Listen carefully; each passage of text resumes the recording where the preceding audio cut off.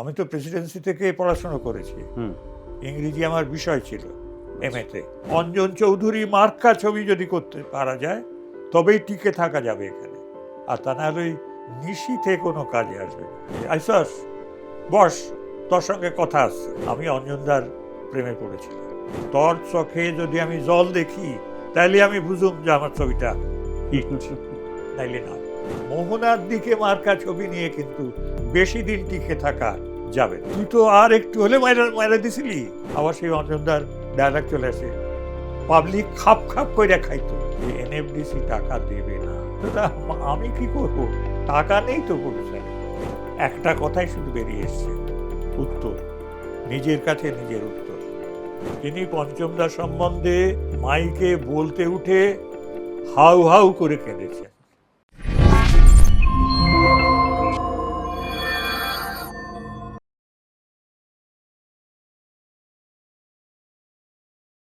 টেলিসিনি আড্ডায় আরও একবার স্বাগত জানাই। আর আজকে আমাদের সঙ্গে এক বিশিষ্ট মানুষ। চলচ্চিত্রের ক্ষেত্রে তার অনেক অবদান, পরিচালনা, চিত্রনাট্য সব ক্ষেত্রেই তার সমান বিচরণ। আমাদের সঙ্গে আমাদের প্রিয় মানুষ, শ্রদ্ধেয় মানুষ বীরেশ চ্যাটার্জি। দাদা নমস্কার। নমস্কার। কেমন আছেন দাদা, প্রথমে জিজ্ঞেস করে? সব ঠিকঠাক, কুশাল? দিব্য। দিব্য আছেন, এই কথাটাই আমরা শুনতে চাই, যে দিব্য আছি। মানে আজকাল মন খুলে কেউ বলে না যে ভালো আছে, জিজ্ঞেস করলে কেমন আছে, এই চলে যাচ্ছে। মন খুলে ভালো আছি, দিব্য আছে, এটা খুব কম বলে। আপনি বললেন, খুব ভালো লাগলো। দাদা, শুরুটা কিভাবে? মানে বম্বে ছিলেন দীর্ঘদিন, বেশ কয়েক বছরই বম্বে কাটিয়েছেন আপনি। বম্বে তো আমার পরে। আচ্ছা। আমি শুরু করি অসিত সেনের সহকারী হিসেবে। অসিত সেন, অসিত বিখ্যাত সেন। পরিচালক। আহা। অসিত সেন মানে সেই দ্বীপ জেলে যায়, দ্বীপ জেলে, হ্যাঁ, চলাচল, হুম পঞ্চতপা, সেই অসিত সেন। বুঝতে পেরেছি। তিনি আমার গুরু, আচ্ছা। আসল গুরু। আসল বলা উচিত না, আর কিন্তু এখানকার গুরু। বিরাট টেকনিশিয়ান, জানি, আমার অত বড় টেকনিশিয়ান তো। ভাগ্যক্রমে আমার একটি ছবিও আছে ওনার সঙ্গে, কোথায় যেন একটা অনুষ্ঠানে তুলেছিলাম। তাই? হ্যাঁ, যাও, ওনার বাহ, অ্যাসিস্ট্যান্ট হিসেবে কাজ শুরু করলেন। আচ্ছা আচ্ছা। তো উত্তম কুমার প্রোডাকশনের ছবি উত্তর ফাল্গুনি। উত্তর ফাল্গুনি, হ্যাঁ। সুপার ডুপার হিট ছবি তখন। হ্যাঁ, ওটাই আমার প্রথম ছবি, আমার ক্যারিয়ারের ছবি। হুম অসিত সেনের সঙ্গে প্রথম ছবি, হুম আমার সহকারী পরিচালক হিসেবে আমার প্রথম ছবি। আচ্ছা। তো আসলে আমি এমন একটা সংকটের মধ্যে, আচ্ছা সেটা তো অনেক পরের কথা, তো তার আগেই বলি, আমি তো প্রেসিডেন্সি থেকে পড়াশোনা করেছি, ইংরেজি আমার বিষয় ছিল এমএতে।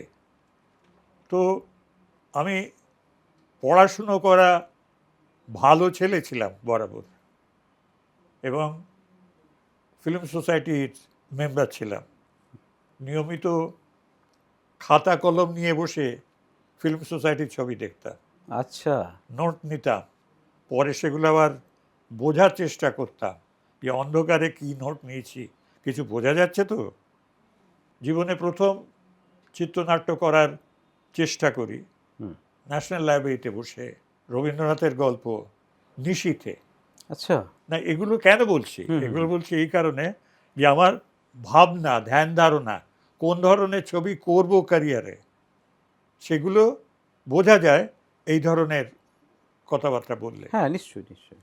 কিন্তু পরবর্তীকালে, সেটা আমরা আলোচনা করব, পরবর্তীকালে আমি যখন নিজে ছবি করলাম, তখন এমন একটা পরিবেশে, বাতাবরণে এসে পড়লাম কলকাতাতে, যেখানে অঞ্জন চৌধুরী সুপারস্টার হিরো, হিরোই সে, অঞ্জন চৌধুরী।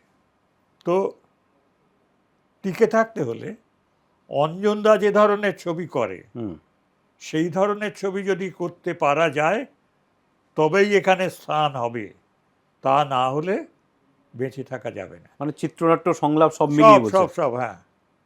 অঞ্জন চৌধুরীর এভাবে বলা উচিত না, কিন্তু বললে বলা যায়, অঞ্জন চৌধুরী মার্কা ছবি যদি করতে পারা যায় তবেই টিকে থাকা যাবে এখানে, আর তা না হলে নিশীথে কোনো কাজে আসবে না।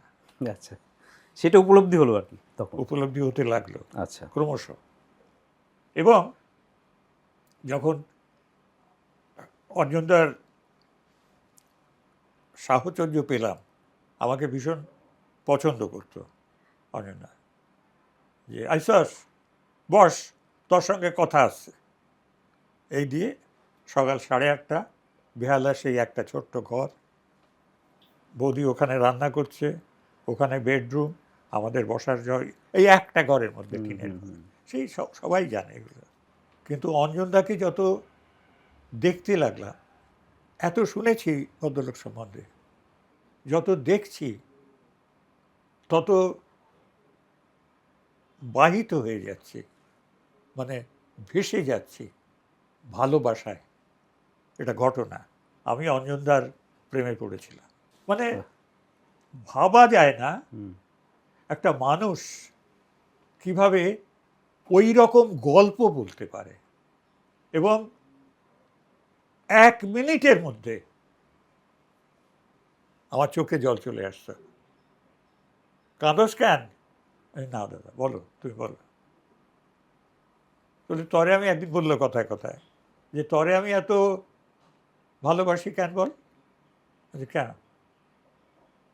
তোর চোখে যদি আমি জল দেখি তাইলে আমি বুঝুম যে আমার ছবিটা হিট, নাইলে নয়। এই জন্যে তোরে আমি সবসময় আসতে বলি। তখন অঞ্জনদার এত ছবি, এত ছবি, একের পরে হিট ছবি। আরে বাপ! এবং বলে বলে বলে বলে নতুন প্রডিউসার এলো, সঙ্গে সঙ্গে চলে গেলে বললো, ওরে যে গল্পটা তুমি কইলাম ওই তো তখনই বানাইলাম, কেমন হয়েছে? এই রকম। This is Anjan Chowdhury. এবং সেখানে আমি এলাম এক মোহনার দিকে। কি না, সাহিত্য, সাহিত্য মানে প্রফুল্ল রায়ের গল্প স্রোত থামে না বলে ছবি, মানে উপন্যাস, উপন্যাসের নাম, সেইটা অবলম্বন করে আমাকে বলা হলো যে ছবিটা করতে হবে। আমি প্রথমত কেন না বলিনি, কিছু কি অন্যান্য অত যাচ্ছি না, সে ঘন্টার পর ঘন্টা চলে যাবে। কিন্তু মোহনার দিকে করার পরে যদিও ছবি সুপারহিট করলো, আমি কিন্তু বুঝে গেলাম যে ও পুলিশ ওই যে মাস্টার টাপু তাপু, সেই যুগ, ও পুলিশের যুগ। আর রঞ্জিত বাবু ডায়ালগ বললেন বললেন বললেন বললেন বললেন, চলে গেলেন, ফিরে এলেন, এসে আবার ডায়ালগ বললেন, হাততালি হলো, তবে রঞ্জিত বাবু গেলেন। সেই যুগে ওই মোহনার দিকে মার্কা ছবি নিয়ে কিন্তু বেশি দিন টিকে থাকা যাবে না, এটা আমি ফিল করলাম। কিন্তু মোহনার দিকে তো তখন সুপারহিট ছবি, এক একটা গান হিট। আমাকে তো বুঝতে হবে যে আমি কোথায় আছি। সেকেন্ড ছবিটা চলেনি তো, অভিশাপ চলেনি, আমি টালমাটাল অবস্থায় ছিলাম। এবং যতগুলো ছবি আমি করেছি স্টাডি করলে দেখা যাবে যে আমি দোটানায় আছি, নীলিমায় নীল করব না তুফান করব, তুফান করব না নীলিমায় নীল করব। নীলিমায় নীল নারায়ণ সান্যালের গল্প, দারুণ সাহিত্য হিসেবে করার জন্য একটা লোভ আসে। প্রডিউসার বলছে যে হ্যাঁ ওটা করুন, করুন, ভালো হবে, আপনি করলে ভালো হবে। আমি বুঝতে পারছি যে ছবি ভালো ছবি হবে, কিন্তু এ ছবি চলার ছবি নয়। মানে মন সায় দিচ্ছে না পুরোপুরি যে সেই সাকসেসটা। না, মন আমার হ্যাঁ করতে ইচ্ছে করছে, কিন্তু অঞ্জন চৌধুরী সেই যুগের কথা ভেবে সাহস হচ্ছে না। তখন মাঝে মাঝে প্রতিপরম গুরু করতে হচ্ছে, তুফান করতে হচ্ছে না। কিন্তু তারপরে 84-র পরে 87-তে তো আপনার একান্ত আপন, ওই যে বললাম মাঝে মাঝে নীলিমায় নীল, একান্ত আপন, হ্যাঁ শেষের দিকে সব ছবিগুলোই প্রায় লেগে গেছে। একান্ত আপন মানে তো এখনো তো হোলি বোধহয় দোল উৎসব হয় না, খেলবে বলে রং দেব না শুনলে। তো একান্ত আপনের একটা অন্য জায়গা হয়েছিল, সেটা নিজের মুখে না বললেই হয়, আপনারাই বলবেন। কিন্তু অনেক ভেবে চিনতে অনেক সাবধানে করতে হতো। নীলিমায় নীল যখন রিলিজ করলো, অঞ্জনদা ডেকে পাঠালো, বীরুরে দেখা করতে বল। গেলাম, তুই তো আর একটু হলে মায়েরা মায়েরা দিছিলি। আচ্ছা কেন দাদা কি বলছো? বলে উফ কি ছবি করছস, শুধু শেষটা যে কি করলি, যাক ঠিক আছে। মানে ক্লোজিংটা পছন্দ হয়নি অতটা। তো অঞ্জন চৌধুরী নিজে বলছে, কি বলবো, এই টানাটন মানে দোটানায় আমার সমস্ত ছবি করা। আচ্ছা, আমি চাই সুপারহিট করতে, হুম, কিন্তু একটা আলাদা সত্তা আছে, একটু সাহিত্য, একটু মনের মতো করে যদি করা যায় ছবি, এই দোটানা।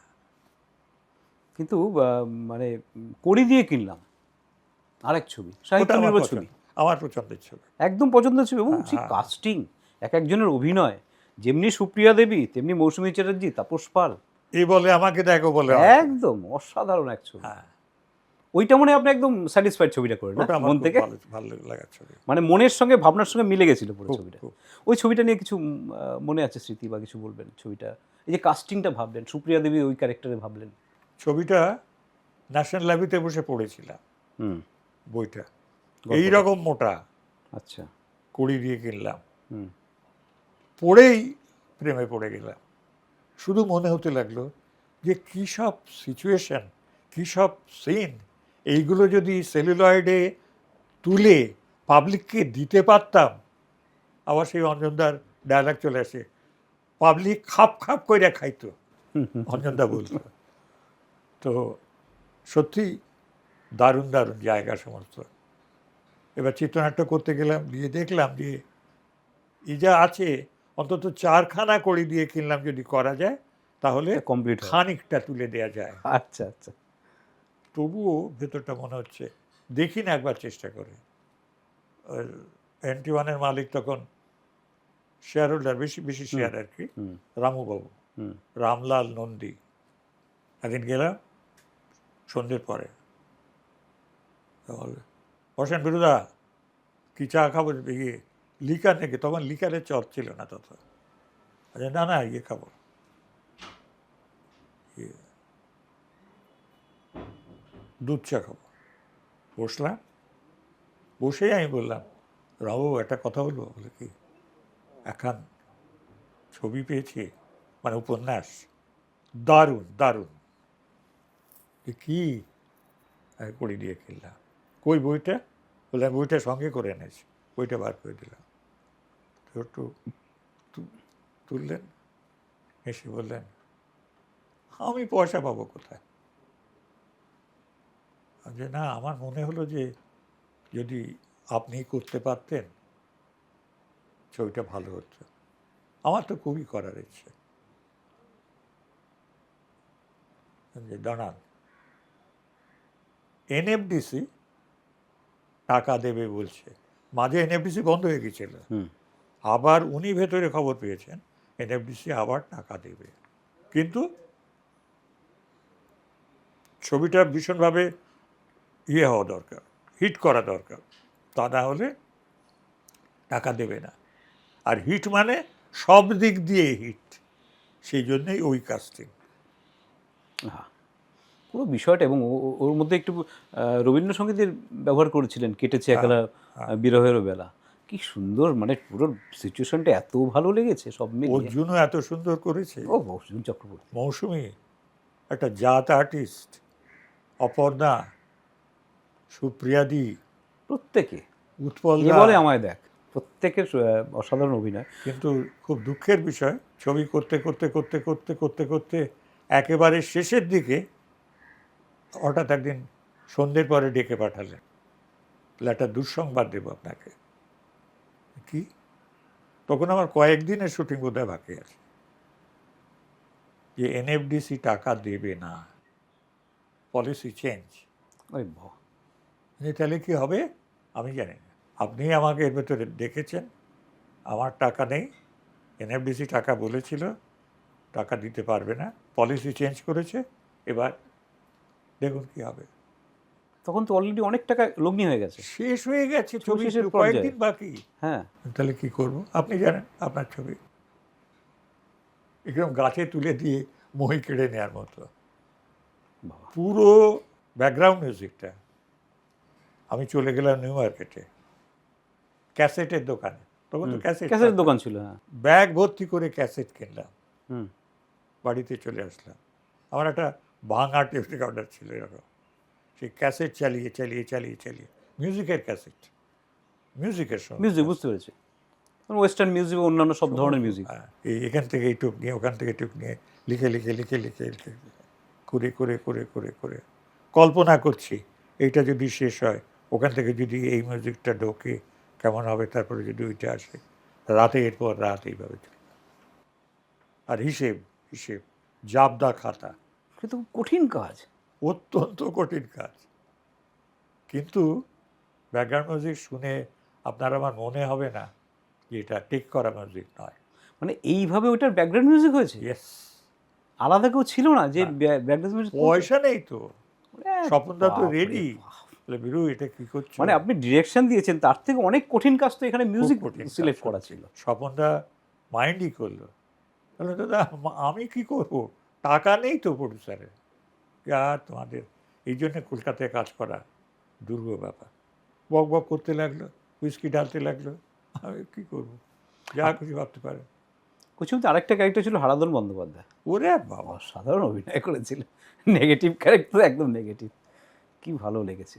আচ্ছা, গান প্রত্যেকটা ভালো, প্রত্যেকটা গান, প্রত্যেকটা ভালো। আচ্ছা, স্বপন চক্রবর্তীর সঙ্গে অনেক কাজ আপনার বেশি হয়েছে না, মানে as a সবই music তো ওনারই করা। এক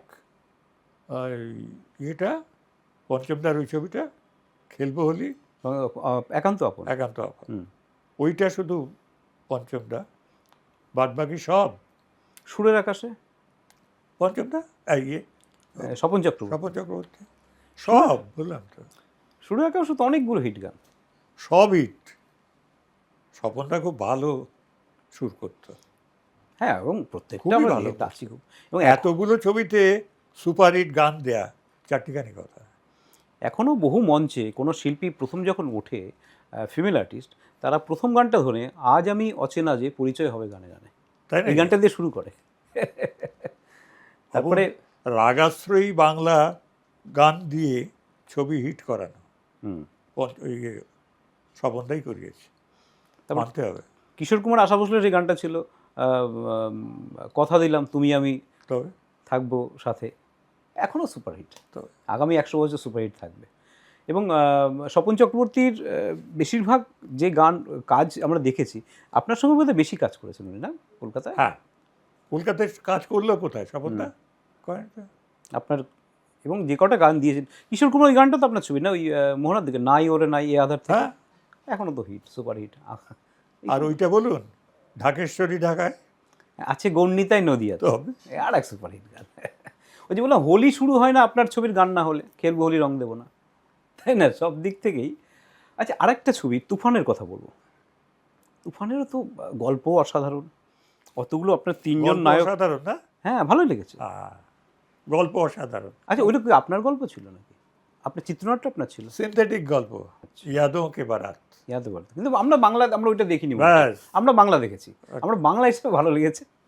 এবং তিনজন নায়ক, তিনজন নায়িকা, ওদিকে দিলীপ রায়, দিলীপ দা কি সুন্দর কাজ করেছে, শকুন্তলা বড়ুয়া, লিলিদি, হ্যাঁ, তো গানগুলোও ছিল, ঝড়ের হাওয়ায় ছিন্ন পথায় কোথা হতে কোথা উড়ে যায়, লতাজির গান, চিরঞ্জিত, চিরঞ্জিত দা ছিলেন, তাপস পাল ছিলেন, অভিষেক না, অভিষেক ছিল একটা ক্যারেক্টার, আর ওদিকে ইন্দ্রাণী দত্ত ছিলেন, নয়না, না না, নয়না, নয়না ব্যানার্জি। তিনজন নায়ক, তিনজন নায়িকা। এবং লাস্টে ক্লাইম্যাক্সটাও খুব সুন্দর লাগে, সেই বিশ্বকর্মা পুজোর হ্যাঁ, হচ্ছে কারখানাতে, সেখানে গিয়ে ক্লাইম্যাক্স সিনগুলো, মিউজিক্যালি। হ্যাঁ, মিউজিক্যালি ওই গানটাই মনে করিয়ে দিল, খুব ভালো। আচ্ছা, আরেকটা ছবি করেছেন আপনি, নীলিমায় নীলের, মনে আছে? ওইটা আমার ফেভারিট ছবি, ফেভারিট আছে আপনার, একটা ফেভারিট, মানে করিয়ে দিয়ে কিনলাম, এবং নীলিমায় নীল, এই দুটোই আপনার ফেভারিটের মধ্যে পড়ে। সত্যি। আচ্ছা, ওইটা নিয়ে না কিছু না, আমি একান্ত আপনকে খারাপ বলতে পারি না, খারাপ না, মানে মনের সঙ্গে টাচ করে না, এইভাবে আমি ভেবেছিলাম। একটা কথা ভাবলে খুব নিজেকে অপরাধী মনে হয়। তখন পঞ্চমদার অবস্থা খারাপ হয়ে গেছে। হুম। আমার রমরম করে চলছে। বম্বেতে গেছি, এক বিকেল বেলায় মনে হলো পঞ্চমদার সঙ্গে একবার দেখা করে যাই। পরদিন ফ্লাই করে চলে যাব কলকাতায়। দেখা করতে গেলাম মিউজিক রুম, পঞ্চমদার মিউজিক রুম মানে সে তো এক ঐতিহাসিক, ইলাহি, কত বড় যে সে বোঝানোর দরকার নেই। সেই মিউজিক রুমে অন্ধকার বারান্দায় বিকেল 5:30 পৌনে 6টা পঞ্চমদা একা বসে আছে, একা, কেউ কোথাও কিচ্ছু নেই। ওই বড় বড় গাছপালা এগুলো রয়েছে, তার ভিতরে একা বসে আছে, ভূতের মতো দেখাচ্ছে, সাদা ভূত, খুব ফর্সা ছিল তো। বীরু আয়, তারপরে বলল, একেবারে ভুলে গেলি? আমার ভেতরটা কিরম যেন ঝনঝন করে উঠল। দেখ, স্বপন ভালো মিউজিক করে, কিন্তু আমিও তো একান্ত আপন দিয়েছি তোকে, নাকি?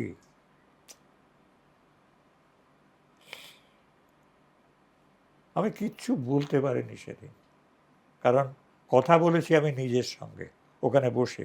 পঞ্চমদা তো মাঝে মধ্যে একটা ডায়ালগ দিচ্ছিল, আর আমার তো তরফ থেকে কোনো কথা বলার নেই।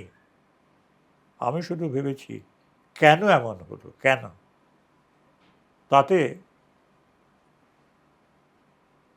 একটা কথাই শুধু বেরিয়ে এসছে, উত্তর, নিজের কাছে নিজের উত্তর। সেটা হচ্ছে যে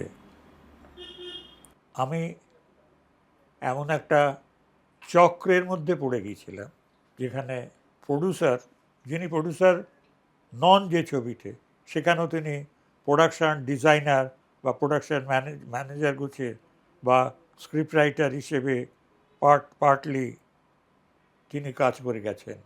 তিনি হচ্ছেন স্বপন চক্রবর্তীর আপন ভাগ্নে, এবং আমাকে তিনি বিশেষ স্নেহ করতেন। তিনি অনবরত পুশ করে গেছেন, কখনো ডিরেক্টরকে ধরে, কখনো প্রডিউসারকে ধরে, যাতে তার মামাকে নেওয়া হয়, পঞ্চমদাকে যেন না নেওয়া হয়। আর আমার ব্যক্তিত্বহীন আমি এখন অনবরত আমি নিজেকে দায়ী করি যে আমি পারিনি সেই কথাগুলো স্বপন এখনো চক্রবর্তীকে সরিয়ে পঞ্চমদাকে নিতে, আমি পারিনি। অনিমেষদা আমাকে হারিয়ে দিয়েছে, স্বপন চক্রবর্তীর ভাগ্নে, আপন ভাগ্নে, এইসব ব্যাপার। দাদা সেই কথাগুলো এখনো কানে বাজে না, আর ডি বর্মনের সেই কথাগুলো? আপনাদের শুনে যদি কষ্ট হয়, তাহলে যারা বলছে, যে বলছে, এতদিন পরে নিজের ভেতরে পুষে রেখে যে কথাগুলো আজকে আপনাকে বলতে পাচ্ছে, এটা তো একটা রিলিফ। বলে বাঁচছি আমি খানিকটা, তাহলে আমার কত কষ্টটা আমি বয়ে নিয়ে বেরিয়েছি। মানে শেষ দিকটা, পঞ্চমদা আমাকে ক্ষমা করবে না, ইম্পসিবল। মানে তার শেষ দিকটাও তার কতটা খারাপ গেছে এত হিট দেওয়ার পরেও, তাই না? তবে পঞ্চমদা সব পুষিয়ে দিয়েছে 1942। একদম, এক লড়কি কো দেখা তো এসা লাগা। এবং ওর ডিরেক্টর কি নাম, বিধু বিনোদ চোপড়া। এবং পঞ্চমদা তখন নেই, যখন রিলিজ হয়েছিল, ছবি রিলিজ হচ্ছে। বিধু বিনোদ প্রডিউসার, ডিরেক্টর, অসাধারণ একটা মিউজিক ম্যান, মানে ডিরেক্টর তো বটেই, বিধু বিনোদ চোপড়া। তিনি পঞ্চমদা সম্বন্ধে মাইকে বলতে উঠে হাউ হাউ করে কেঁদেছেন পঞ্চমদার সম্বন্ধে। উনি দেখে যেতে পারেননি না, যে মানুষ এতভাবে গানটা নিয়েছিল, গানগুলো আর কি, সবকটা গান। তা অত বড় একটা মিউজিক ডাইরেক্টর, একটা যুগস্রষ্টা পঞ্চমদা, একদম তিনি যে শেষ চিহ্নটা পাবলিকের কাছে রেখে যেতে পারলেন, এটাই আমাদের বিরাট প্রাপ্তি ঈশ্বরের কাছে। একদম কে ঠিক কথা, একদম ঠিক কথা। এগুলো আসলে এগুলো এত ইতিহাস, এত কিছু না, একদিনে আলোচনা করে শেষ করা যায় না। আচ্ছা দাদা, আপনার ছবিতে কিশোর কুমার অনেক গান গেয়েছেন। কিশোর কুমার রেকর্ডিংয়ে কোনো স্মৃতি মনে আছে সেরকম কিছু? কিশোরদার রেকর্ডিংয়ে শুধু মজাই হতো। মজার মানুষ ছিলেন খুব। লুঙ্গিটি পরে চলে এসছেন, হুম আর অনবরত নাচছেন, ঘুরছেন, এদিক ওদিক করছেন। মানে স্থির থাকতেন না। আমার বর্মিটা, আর আমার কাজ ছিল ওই যেখানে যে ফ্লোরে তার দেওতে রেকর্ডিং থিয়েটারে হুম যেখানে রেকর্ডিং হচ্ছে ঠিক তার ওপরে শেষ তলা, সেখানে রেস্টুরেন্ট, ক্যান্টিন যেমন বলে ক্যান্টিন, আমরা, হ্যাঁ। সেখানে গেলেই রেডি, বর্মিটা রেডি, ছোট্ট ইয়েতে গেলা দিয়ে দিল, নিয়ে আসলো। 5 মিনিট পরেও হতে পারে, 2 মিনিট পরেও হতে পারে, 10 মিনিট পরে উঠতে পারে, আমার বর্মিটা সঙ্গে সঙ্গে দৌড়তে হবে। কিন্তু ভাবের গভীরে ডুব দিয়ে মুখ তৈরি করে সেই যে ব্যাপারটা, খুব মানে ক্যাজুয়াল ছিলেন খুব, ব্যাপারটা অত সিরিয়াসনেস ছিল না। এই অন্য ধরনের প্রতিভা একেবারে। আমার মনে আছে একটা শুটিংয়ের সিকোয়েন্স কড়ি দিয়ে কিনলাম, একটা খুব খুব সিরিয়াস সিন।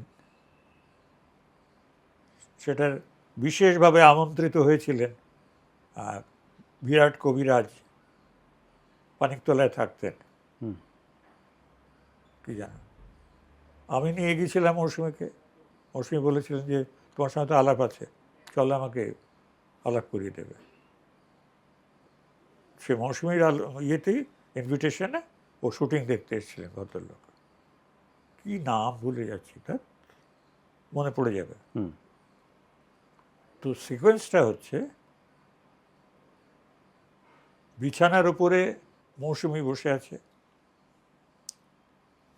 দরজা দিয়ে তাপস ঢুকবে, মৌসুমীর বাবার মৃত্যু সংবাদ নিয়ে এসছে, ও আস্তে আস্তে এসে দাঁড়িয়ে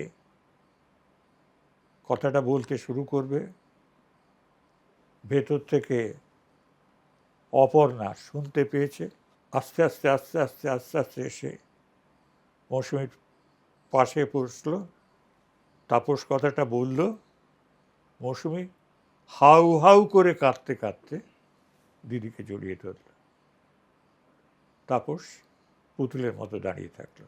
এ হচ্ছে সিকোয়েন্সটা, অত্যন্ত গ্রেভ সিচুয়েশন। মৌসুমী যথারীতি, ও তো অনবরত হ্যাঁ ই করে যাচ্ছে অনবরত, অথচ ওরকম একটা সিরিয়াস সিন। আমিও যেমন বললাম যে শোনো, সিনটা একটু পড়েছ তো, বুঝতে পারছো সিনটা কেমন, একটু মুডটা আনো, আমি ঠিক 5 থেকে 6 সেকেন্ড নেব, যে কোনো মুডে তুমি চাও তুমি আমাকে পেয়ে যাবে। টেস্ট করতে চাও, আমি বলে বলে চোখে জল আনি 12-তে, 1 2 3 4 করে, 12-তে আমার ঝরঝর করে চোখ দিয়ে জল পড়বে। আমি ঠিক আছে, কথা বলে কোনো লাভ নেই। সত্যি সিনটা যখন টেক করা হলো, অভাবনীয়ভাবে হাউ হাউ হাউ হাউ করে কাঁদতে কাঁদতে বিছানার উপরে পড়ল। রিনা আসলো, অপর্ণা আসলো, এসে মাথাটা তুলে নিল, মুখটা নিজের কাঁধে নিয়ে নিল এবং কাঁদতে কাঁদতে দিদিকে জড়িয়ে ধরলো দুহাত। উইদাউট গ্লিসারিন কান্নাটা, নো গ্লিসারিনের গ নেই, বাবা সিনটা দেখেছি, প্রশ্ন ওঠে না। অসাধারণ সিনটা ছিল। শেষ হলো, ব্রেক ফর লাঞ্চ, ঠিক আছে, সব বেরিয়ে যাচ্ছে টেকনিশিয়ানরা। আচ্ছা, অপর্ণা কিন্তু কাঁদেনি, কারণ সে তো বড় দিদি, সে যদি বোনকে সান্ত্বনা না দিয়ে নিজেই যদি কাঁদতে লাগে, সে তো ম্যাসাকার হবে। সে শুধু পিঠে হাত বুলিয়ে যাচ্ছে আর কান্নাটা চোখের জল সামলাচ্ছে। এইভাবেই শেষ হলো, সবাই খেতে চলে যাচ্ছে, ব্রেকফাস্ট লাঞ্চ, শো 1টা 15 মিনিট আগেই সেদিন ব্রেক দেওয়া হলো, ফ্লোরের খুলে দেওয়া হয়েছে গেট। আমি বেরিয়ে যেতে যাব, হঠাৎ দেখি আমার ডান দিকে ওই যে অনেক ফ্ল্যাট থাকে না, দেয়াল বা অমুক চটের উপরে দেয়াল আঁকা, সেই রকম ফ্ল্যাটগুলো দাঁড় করানো আছে। হঠাৎ আমার মনে হলো যে একটা ফ্ল্যাট যেন কেঁপে কেঁপে উঠছে, কেঁপে কেঁপে উঠছে। আরে কী হলো ব্যাপারটা, ভৌতিক নাকি? আমি বেরোতে গিয়ে বেরোলাম না, একটু দাঁড়িয়ে থেকে তাকালাম, আস্তে আস্তে আস্তে আস্তে ওখানে গিয়ে থামলাম। দেখলাম কতকগুলো ফ্ল্যাট দাঁড় করানো আছে। একটা ফ্ল্যাটের সবচেয়ে ওই দিকের ফ্ল্যাটটার আড়ালে দেয়ালে দুটো হাত রেখে Aparna how how how how করে কাঁদছে। সে কান্না থামাতে পারছে না, সে যত থামাবার চেষ্টা করছে ঢেউ দিয়ে দিয়ে ঢেউ দিয়ে দিয়ে আবার কান্না আসছে। খাওয়াটা হতো কোথায়? আমি আস্তে আস্তে আস্তে আস্তে গেলাম, জানতেও পারিনি, পিঠে হাতটা রাখলাম, চমকে তাকালাম, তাকেই সামলালো নিজেকে, দু চোখে করে, চলো খাবে তো, ব্রেক ফর লাঞ্চ। তো যে কান্নাটা দিদি তখন কাঁদতে পারেনি বোনের সামনে, কিন্তু সে তো অ্যাজ অ্যান অ্যাক্ট্রেস ভেতরে কান্নাটা তৈরি করেছে, কিন্তু সেটা ঢালতে পারেনি। ঢালছে তখন একা, না ঢাললে খেতেও পারবে না, পরবর্তী শুটিংও করতে পারবে না। ভাবা যায় না সত্যি। এই হচ্ছে অ্যাক্ট্রেসদের ক্রাফটসম্যানশিপ, ভেতরের কর্মকাণ্ড, এতটা ঢুকে যান তারা, ভেতরের কর্মকাণ্ড। আরে বাপ। যার জন্যে আমাকে একদিন রেনা বলেছিল যে আমার একটু ইয়ে আছে যে হয়তো 12টা শট আমার নেবার দরকার, কিন্তু আজকে বুঝতে পারছি অমুকে আসেনি, অমুকে এটা হয়নি সেটা হয়নি, প্রোডাকশন ম্যানেজার ডোবাচ্ছে, মেকআপ ম্যান আসেনি সময় মতো। আমি দেখলাম যে 4টে বা 5টা শটের বেশি নিতে পারবো না, আমার মেজাজ খুব খারাপ থাকে। কিন্তু কাউকে তো বলতে পারি না আমার প্রবলেমের কথা। তারা বললো যে তাতে কী আছে, 5টা শট নিতে পারবে নেবে, 12টা শট নিতে হবে কেন? তারা তো বুঝতে পারবে না কেন নিতে হবে। যাই হোক, আমি বলছি রিনা তাতে তাতে তাতে রেডি রেডি রেডি তো, এই চলো, সবাইকে তাড়া দিচ্ছি। হঠাৎ রিনা মোড়ায় বসেছিল, রেখে বললো বীরু শোনো। হ্যাঁ বলো। এটা তো একটা ইম্পর্টেন্ট ছবি। হ্যাঁ Veeru, I am trying to give my best, তো তুমি আমাকে সাহায্য করবে না? I am trying to give my best, আমি আমার অভিনয় যতটা পারি আমি দেবার চেষ্টা করছি।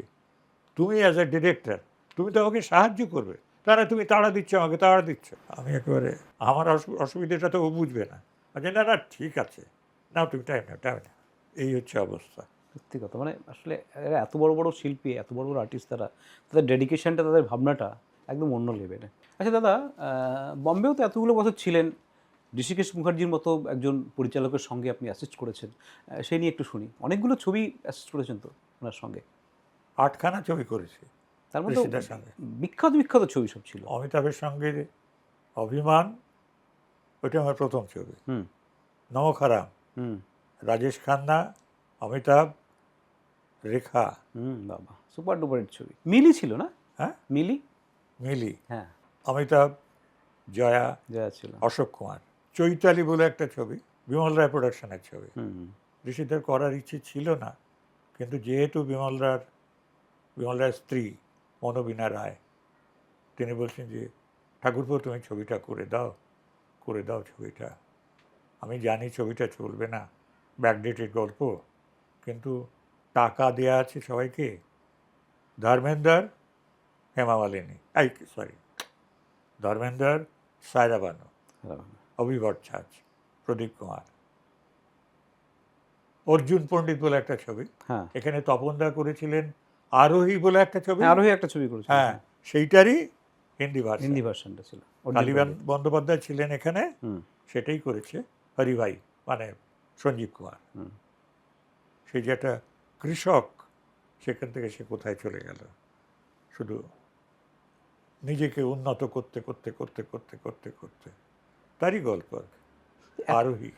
আচ্ছা, এতগুলো বছর বম্বে ছিলেন, নিজে কোনো ছবির ডিরেকশনের জন্য সেই বিষয়টা ঘটেনি? বিষয়টায় তো সেই জন্যই তো গিয়েছিলাম বম্বেতে, কিন্তু সেভাবে প্রডিউসার সব পাওয়া যাবে। গন্ডগোল হয়ে গেল।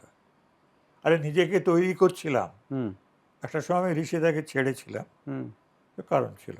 তারপরে নিজেকে, আমি রাইটার্স অ্যাসোসিয়েশনের মেম্বার হলাম ওখানে, হুম নিয়মিত লম্বা লম্বা খাতা নিয়ে নিয়ে গল্প লিখতাম, রাইটার্স অ্যাসোসিয়েশনে যেতাম, ছাপ মেরে মেরে মেরে মেরে রেজিস্টার্ড রেজিস্টার্ড, যাতে কেউ চুরি করতে চুরি না করতে পারে। না পারে।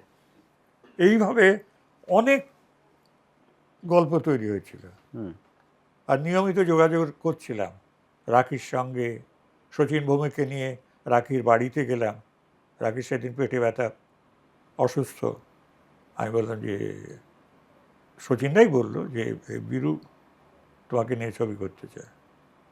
তো পেট দেখিয়ে বলেছে আমার তো এই অবস্থা, করবেন পরে, আমি শরীরটা সুস্থ হই। এইভাবে তৈরি করছিলাম। তারপরে অমিতাভ, আর ওই গল্পটার নামটা মনে করতে পারছি, রণধীর কাপুর, বিজয়, অমিতাভ বচ্চন, রাখি, কি ছিল দাদা ছবিটার নাম? কসমে ওয়াদে। আচ্ছা আচ্ছা আচ্ছা, তাহলে দারুণ ছবি, দারুণ ছবি, হ্যাঁ খুব ভালো ছবি ছিল। বিজয়, রণধীর কাপুর, হুম রাখি, অমিতাভ বচ্চন। হুম তো এইসব জায়গায় গেছি, ওরা ডেকে পাঠিয়েছে, আমি শুটিং অ্যাটেন্ড করছি, মানে ওরা করেছে, আমি দূর থেকে দেখেছি। সেখানে দেখেছি না, এখন বলবো না, দুজনেই উপস্থিত আছে। এইরকম আর কি তৈরি করছিলাম, হুম। কিন্তু করছিলাম বললেই তো আর করা যায় না। মানে ব্যাটে বলে হয়নি ঠিক। হ্যাঁ, এইরকম সময়, এবং চরম দারিদ্র্যের মধ্যে ছিলাম। আমার একটা ভাঙা ঘর ছিল বম্বেতে? হ্যাঁ, ভাড়া নেয়া, নিউ সুজাতা বলে একটা, নিউ সুজাতা বিল্ডিং, হুম সেটা বিখ্যাত ছিল জুহুতে নারিয়েলওয়ালা বিল্ডিং বলে। আচ্ছা সমস্ত বিল্ডিংটা বাইরে থেকে শুধু নারকেল বিক্রি হচ্ছে, এরকম কাটা কাটা কাটা কাটা নারকেল নারকেল নারকেল নারকেল। আচ্ছা আচ্ছা আর তার 3 তলায় ছিল একটা দর্জির দোকান। সেই দর্জির দোকানের নাম ছিল ডিরেক্টর। আচ্ছা। তো মনে পড়লো গল্পটা, তখন বম্বেতে চলে এসছি, চেষ্টা টেষ্টা হচ্ছে। বম্বেতে গেছেন তার পালিয়ের বাড়িতে উত্তমদা, সুপ্রিয়াদি গেছে, আমিও গেছি দেখা করতে। আমরা অপেক্ষা করছি, উত্তমদা শুটিং থেকে ফেরেনি। কিতাব বলে একটা ছবির শুটিং হচ্ছিল তখন, হুম ভিক্টরও গেছে, খাওয়া দাওয়া হচ্ছে। সুপ্রিয়াদি মানেই তো খাওয়া, হুম খাও খাও খাও খাও খাও। উত্তমদা একসময় আসলেন, এসে বললেন আমি একটু ধরা চুড়োটা করি। হ্যাঁ যান যান যান। ধরা চুড়ো ছেড়ে মানে আমি একটু ফ্রেশ হয়ে আসি। একটু পরেই উত্তমদা আসলো, পাজামা পাঞ্জাবি, হাতে একটি নিয়ে, বীরু বলো, তো পিঠটা একটু সরু হয়ে গেছে, আগে একটু এরকম ছিল না। হ্যাঁ কী আর বলি, উত্তম যখন দেখেছি তখন তো খাওয়া দাওয়া চেহারা, আর তখন তো না খাওয়া চেহারা, সে আর বলি কী করে, একটু নেবে নাকি? না দাদা আমি, খুব ভালো খুব ভালো, এসবের ভেতরে শোনা। এই রাত্রি প্রায় 10টা 10:30 বেজে গেল। বাড়ি ফিরবে তো ভিক্টর? হ্যাঁ। বীরু ওই ওখানেই থাকে তো, তোমাদের জোর দিকে, ওকে একটু ছেড়ে যেও। বলে হ্যাঁ চলুন। ভিক্টর, পরবর্তীকালে যাকে নিয়ে আমার ছবি একান্ত একান্ত আপন। ভিক্টর ড্রাইভ করছে, আমাকে নিউ সুজাতা বিল্ডিংয়ের সামনে গাড়ি থামলো, হুম নেমে বললো আরে বাবা ডিরেক্টর, আপনি তো ডিরেক্টর হয়ে গেছেন মশাই, ওই দেখুন। লেখা হচ্ছে না। এই রেফারেন্সে মনে পড়লো, ও তো সব কথাই কিরম যেন একটা বিদ্রুপ করে করে বলতো, কিন্তু সত্যিই সেটা ঘটলো। ডিরেক্টর হলাম এবং ভিক্টর নিজেই অ্যানাউন্স করছে, আপনি তো ডিরেক্টর হবেনই মশাই। ডিরেক্টর হয়ে গেল। যাক, কি কথায় বলতে গেলাম এই বম্বে নিজের কোনো ডিরেকশনের ছবি হলো না। না। তো বম্বেতে আমার কিছুদিনের খাদ্যের কথা যদি শোনেন, একটু বলে নিই, তাহলে বুঝতে সুবিধা হবে আপনাদের। সেটা হচ্ছে, আমার একটা বড় এনামেলের থালা ছিল। আমি এগুলো কি বলা ঠিক হবে, আমার এই আসল নেকেট চেহারা। আমি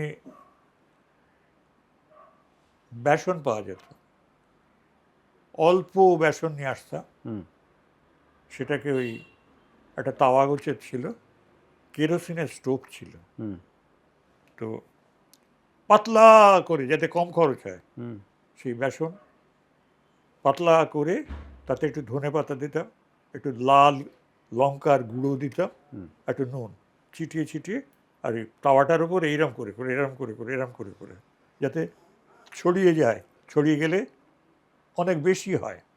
4 বার খেতে হবে আমাকে, 1 2 1 2 3 4, ওই 4 টুকরে, 4 সকাল দুপুর বিকেল রাত্রি, এইভাবে তখন আমি কাটাচ্ছি খাওয়া দাওয়ার এই অবস্থা। হঠাৎ একদিন দেখি ওপরে আমার, যতই বাইরে থেকে জীর্ণ দিনহীন মনে হোক, আমি যখন আমার রাস্তার দিকে যে জানলাটা, এইরকম ধরুন পুরো জানলাটাই কিন্তু কোনো গ্রিল নেই, কাঁচ আছে, কাঁচ সরিয়ে সরিয়ে সরিয়ে সরিয়ে যদি খুলে দেয়া যায়, নুসুজাতা রোডটা, জুহুতারা রোড, বিল্ডিংটার নাম নেই সুজাতা, তার ওপাশেই সমুদ্র, জাস্ট ওপাশে, মাঝে শুধু পিচ ঢালা সুন্দর জায়গা, পাশেই কৃষকদার বাড়ি, গৌরীকুঞ্জ। হ্যাঁ, আর বাঁদিকে ওই গলিটার মধ্যে আশা পারেকের বাড়ি। তো নিজে ওরকম হলে কি হবে, জায়গাটা দারুণ ছিল। না, কিন্তু তখন তো আপনি কাজ করছেন, এত কাজ আর্থিক ছেড়েছি। আজ কাজ সবাই ছেড়েছেন আর কি।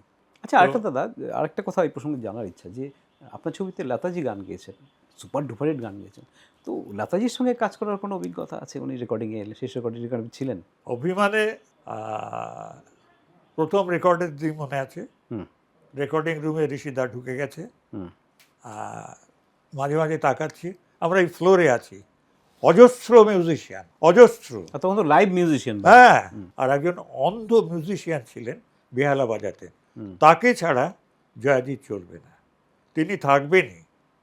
অন্ধ দেখতে পেতেন না, ওই যে সাদা সাদা চুল হয়ে যায় না, তাকে বসানো হলো, আর শচীনদার দুজন অ্যাসিস্ট্যান্ট, তারা ঘোরাফেরা করছে, কী সব করে করে বেড়াচ্ছে, আমিও, আমার কোনো কম্য নেই, আমি সেখানে কি করব, কিন্তু আমার প্রথম ছবি ঋষিদার সঙ্গে ঘুরে বেড়াচ্ছি, হঠাৎ দেখি দূর থেকে একজন ঢুকলেন, ওই ওখান থেকে, সাদা সাদা সাদা সাদা সাদা মুখ, টকটকে সাদাই বলা যায়, সাদা কুর্তা, কুর্তা না পাঞ্জাবি আর কি, গিলে করা, সাদা ধুতি, কেমন করেই যেন পরার কাছা দেয়া, এখান দিয়ে লাল গড়িয়ে পড়ছে, পান খাওয়া, যেন উঠতে উঠতে আসছেন, এত পাতলা। এসে সব দুজন অ্যাসিস্ট্যান্ট গেল, কত নেই কিরা করছে, ওরা আছে, হ্যাঁ এগুলো হয়ে গেছে তো, হ্যাঁ ঠিক আছে চলো, কী বাঙাল ভাষায় কথাবার্তা বললেন, চলে গেলেন। এই যে উনি চলে গেলেন, আমি পেছন পেছন পেছন পেছন চলে গেলাম, গিয়ে রেকর্ডিং রুমে ঢুকলাম। এর আগে আমি সাহস পাচ্ছিলাম না যে কোন প্রসঙ্গে আমি ওখানে ঢুকবো, আমি তো অবাঞ্ছিত, আমি কে, কিন্তু আমার ভেতরে তো আছে আমি অ্যাসিস্ট্যান্ট ডিরেক্টর। যাই হোক, গেলাম, ওর ভেতরে গিয়ে দেখলাম যে ওই যে লতাজি রয়েছেন। টেক শুরু হলো, গান হচ্ছে, লতাজি এখন বুঝি মাঝে মাঝেই শচীনদা এইরকম করছে, তাতে মনে হলো যে বোধহয় ডুবিয়ে দিল, একেবারে শেষ করে দিল। তা না, ভালো যে গেছে। এমন একটা মুড়কি ফুড়কি কিছু একটা দিল যাতে ওই শচীন এক্সপ্রেশনটা দেব বেরিয়ে বর্মন এরকম করছে। আচ্ছা বাবা বাবা। আমার যে বাবা, এও হয়, এ ধরনের অভিজ্ঞতা তো আমার সেই ঐতিহাসিক মুহূর্তের আপনি সাক্ষী। সাথে এটা বটে। অনেকের ভাগ্যেই জোটেনি এই এই এই সিচুয়েশনগুলো দেখা। এটা আচ্ছা দাদা, মনে আছে, এটা মনে আছে। দাদা আপনারা এত ছবি করেছেন, তখন এক রকম ছিল, এখন ডিজিটাল হয়ে গেছে, এখন আর ফিল্মের ব্যাপার নেই, মেপে মেপে করার ব্যাপার নেই, এখন একটা শট চারবার একটা শট নেওয়া যায়। এই যে ছবি করার যে ধারাটা বদলেছে, বিশেষ করে তখন যে একটা শট নিতে গেলে তখন তো ড্রোন ছিল না আপনাদের সময়। আমি দেখছিলাম আপনার ওই ওই ছবিটা সুরের আকাশে, তাপসদা সাইকেল চালিয়ে যাচ্ছে, ক্যামেরা উপর থেকে ধরা। আজকে হলে হলে হয়তো আপনি ড্রোন থেকে নিতেন। এই যে টেকনোলজি এগিয়েছে, তাতে মনে হয় ছবি করার ক্ষেত্রে কি অনেক উপকার হয়েছে? ঠিক আছে, ড্রোন নেই, মানে তখন ছিল না ঠিকই, হুম কিন্তু ক্রেন তো ছিল। হুম তা ছিল। ক্রেন ছিল, হুম এবং ক্রেনে ওই উঠে যাওয়া যেত, হুম এবং সেখান থেকে পুরো ঘোরানো যেত। হুম আমি ঘুরিয়েছি ওখানে বসে হুম ক্যামেরার পাশে, সেটা তো ছিল। হুম। তবে হ্যাঁ, বলতে পারেন যে এত সহজে এত তাড়াতাড়ি শটটা রেডি করা যেত না, কিন্তু ছিল, ব্যবস্থা ছিল। ব্যবস্থা ছিল। আউটডোরে পর্যন্ত আমি তো সমুদ্রের শট নিয়েছি ওই ওপরে বসে, ক্রেন থেকে। ট্রেন ছিল। আর তাছাড়া যদি ধরুন আপনার ঘরের মধ্যে, হুম ঘরের মধ্যে একটু অসুবিধা আছে, তাও করেছি আমি। তড়পা বলে একটা জিনিস ইউজ করতাম, হুম কাঠ দিয়ে একটা স্ট্রাকচার করা থাকতো, হুম তার ওপরে ওখানে জায়গা ছিল, সেটা তৈরি করা হতো, যেখানে ক্যামেরা, ভারী ক্যামেরা, দুজন ক্যামেরাম্যান এবং ডিরেক্টর, তারা উঠে যাবে ওখানে, উঠে ওখানে দাঁড়িয়ে শট নেবে উঁচু জায়গা থেকে, ড্রোনের কাজ যেটা করবে, সেভাবে শট আমরা নিয়েছি। তবে বলতে পারেন যে এত আরামে কাজটা করা যায়নি। পয়সা ফেলো, ড্রোন আনো, ছবি নাও। বা এডিটিংটা তখন যে কঠিন ছিল, ফিল্মের এডিটিং, এখন কম্পিউটার বা ডিজিটাল হয়ে গিয়ে অনেক সুবিধা হয়ে গেছে কাজ অনেক।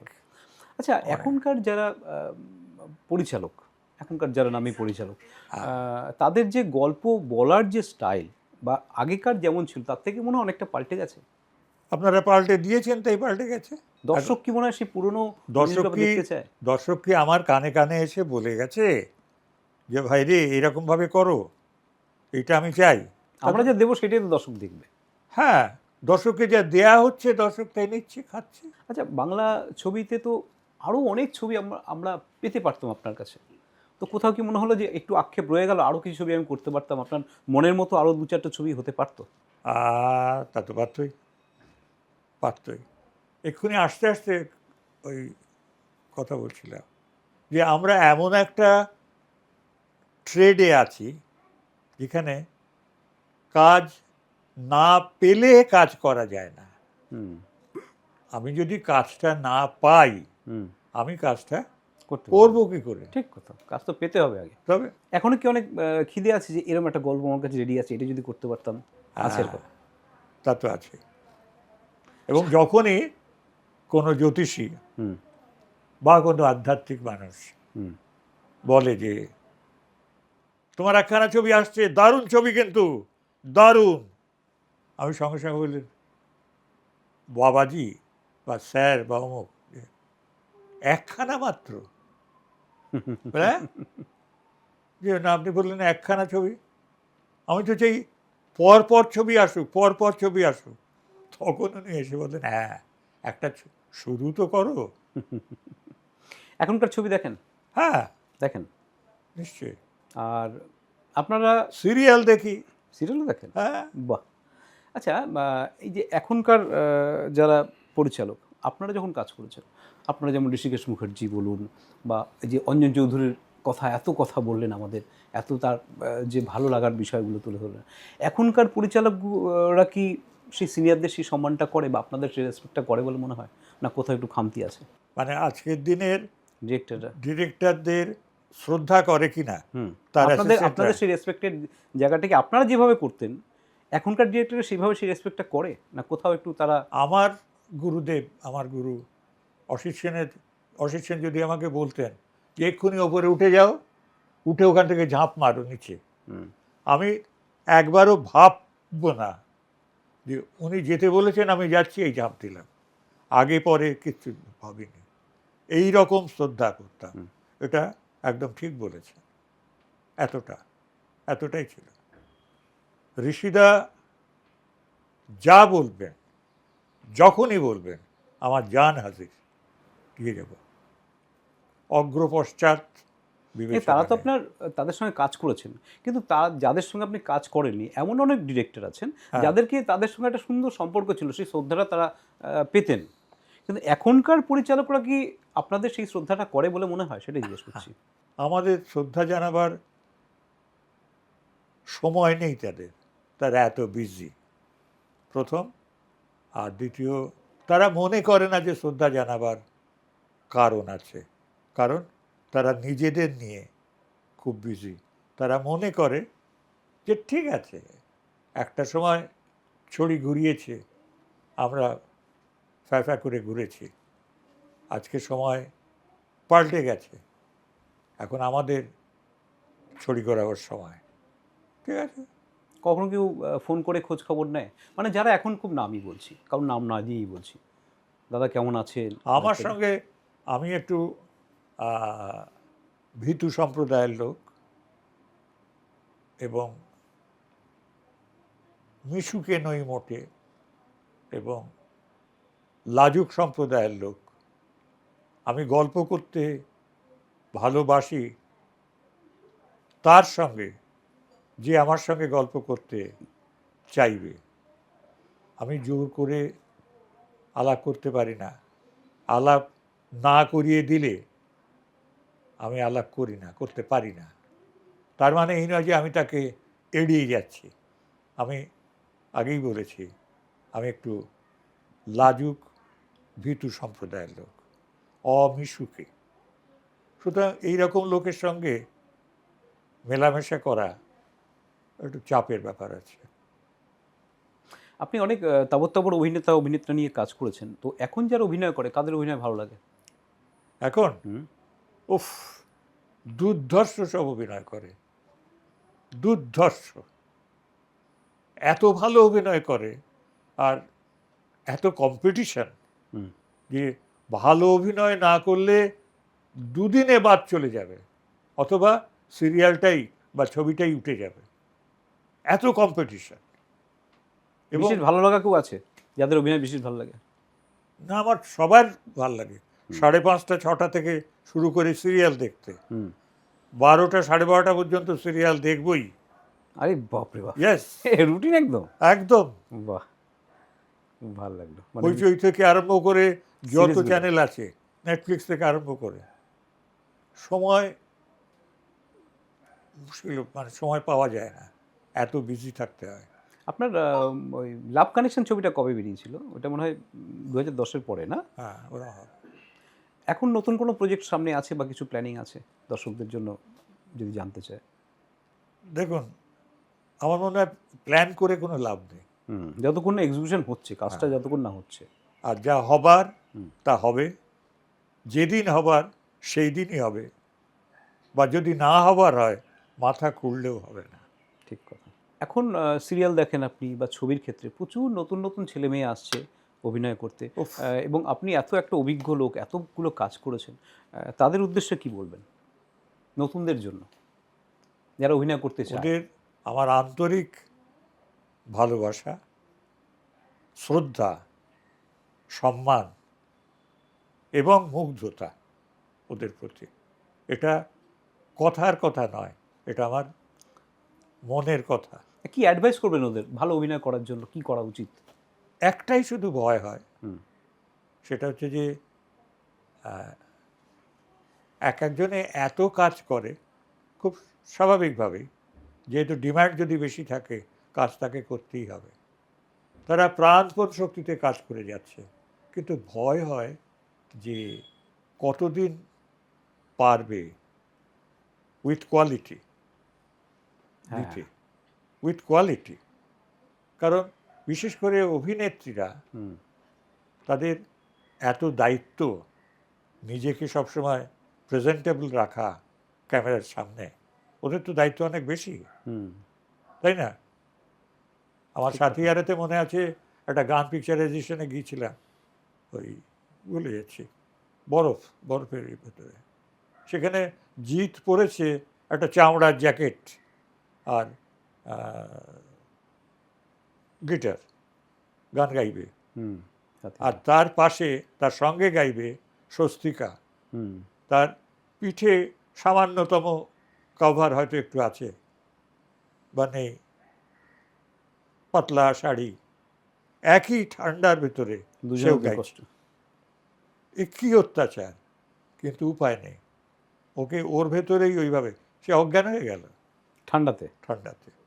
সে পায়ে মধু এনে এরকম করে করে করে করে তার জ্ঞান ফেরানো হবে। তো নায়িকাদের দায়িত্ব অনেক বেশি থাকে, তাই না? অবশ্যই এইসব দায়িত্ব পালন করে টিকে থাকা, আন্তরিক শুভেচ্ছা ওদের জন্য। নতুনদের কিছু শেখাবো, আমি কিছু শিখিয়ে যেতে চাই ওদের, কিছু নেই সেরকম শেখানো আমার মনে হয় না আমি শেখাতে পারবো। ওরা আমার চেয়ে অনেক ভালো বোঝে। ওরা স্যার হয়তো করে যাবে, কিন্তু কতটা ভেতর থেকে স্যার বলবে আমার সন্দেহ আছে। আমার মনে হয় ওরা আমার চেয়ে অনেক কিছু অনেক বেশি জানে। কয়েকদিন আগে এখানে আরেকজন আমাদের বিশিষ্ট অভিনেতা একটা ইন্টারভিউতে বলছিলেন যে মোবাইলটা, মানে এখনকার কেউ কেউ সবার কথা বলছি না, একটা শট চলছে, পকেটে তার মোবাইল রয়েছে, শট চলাকালীন হঠাৎ মোবাইলটা বেজে উঠলো, ও সরি করে উঠলো। এইটা সে বলছে, তুই ভাবা অভিনয় করতে এসছো, মোবাইলটা রেখে আয় বাড়িতে, এইভাবে তো অভিনয় হয় না। ঠিক আছে, একটু ক্ষমাঘেন্না করে নিন, ভুল তো মানুষের হয়ই। ওইটাকে মনে রাখবেন কেন? এটা একটু ভুল হয়ে গেছে। ঠিক কথা। ডিজিটাল যুগ তো, সেলুলার তো নয়। আপনার তো খরচ মিনিট গেছে আমার জন্য এই লসটা। ফিল্ম তো নষ্ট হচ্ছে না। হ্যাঁ সেই ব্যাপারটা নেই এখন। তবে যাই হোক, খুব ভালো লাগলো দাদা, অনেক কিছু জানা গেল, অনেক অজানা তথ্য আমরা জানলাম আপনার কাছ থেকে। কিছুই তো বলা হলো না, অথচ জেনে গেলেন। না, তবুও যতটা জেনেছি আর কি, কারণ এই জানার তো শেষ নেই, আবারও অনেক এপিসোড করতে হবে, আরও জানবো আমরা একটু একটু করে।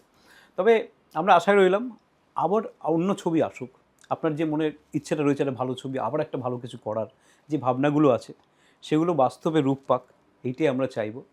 আর খুব ভালো থাকুন, বাংলা ছবির দর্শকদের জন্য আমাদের শুভকামনা যে আরও তারা ভালো কিছু আরও পাক, বাংলা সিনেমা জগৎ আরও সমৃদ্ধ হোক। বাংলা ছবির দর্শকদের জন্য একদম শেষে যদি কিছু বলেন। বাংলা ছবি দেখুন, অনেক বেশি করে দেখুন, এটাই বক্তব্য। খুব ভালো থাকুন দাদা, থ্যাংক ইউ।